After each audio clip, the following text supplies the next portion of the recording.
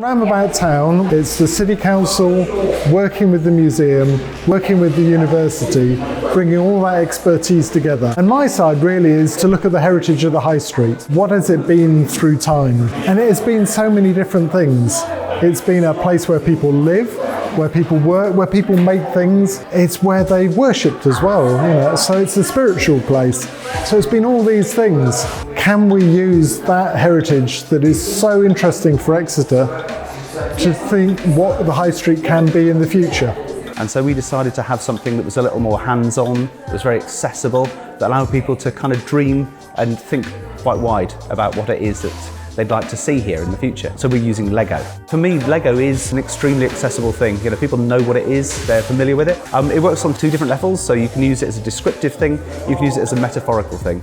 And it's used, Lego Serious Play is something that's used within the business world quite extensively to support people to think bigger than what they currently do. It also means if you're sitting down with these little plastic blocks across the table from someone, much like when you're sharing a meal with somebody, that you're kind of relaxed and a bit more at ease and you're able to think bigger and more wildly than you might normally. But what we're asking them fundamentally is, what is important to you and how might your values be embedded in the thing that you build? Say, if we managed to build this thing here, what would somebody say in 500 years' time about the society that created that? And then we kind of reflect on what society's like at the moment and whether people feel that they themselves, their lives and what's valuable to them is in fact reflected here at the moment. I don't want the High Street to get to the point where there is nothing here and people aren't coming before it changes.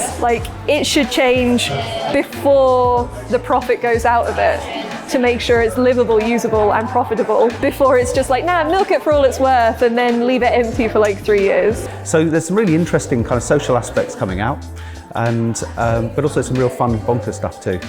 But then we've also got Minecraft maps of Exeter. So these are all based on archaeological knowledge of Exeter, and we've got some maps about the Roman military era, the Roman civilian era, the medieval era, and the Tudor era. And all of these things are things that people can explore in the space. But being Minecraft, you can take all that away and you can do it at your own leisure. We're running two different things here. So one is people drop in, they just pop in from the street.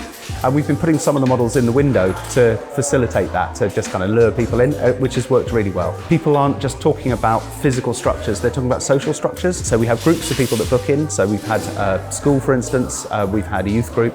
We've also got business groups, so we've got like a net zero focused day. And we have a day on climate action, we have a day on accessibility, a day on sustainable transport and active travel. And those are some of the things that really we should be looking at. That high streets are a dying thing. One of our weeks is on the post-internet high street.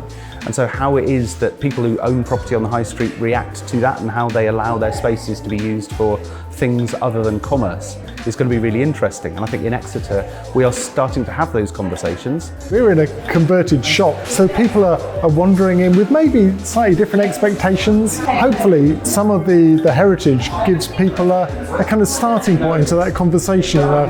Some things are surprises, I didn't know there were the Roman road, or I didn't know that there were iron foundries. I didn't know there were communities living in here. And then that gives the people a chance to explore, what they think about High Street today, and maybe some of the ideas about what the High Street could be in the future. The thing for me that really matters is that this is feeding into strategic conversations. So this feeds into the city plan, to the local plan that's happening at city level.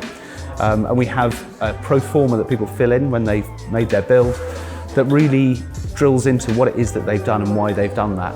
And some of this information is going back to local planning. So this is a consultation exercise, but in a nice, easygoing and fun way. Meanwhile, use leases, pop-up spaces used for cultural activity are massively valuable.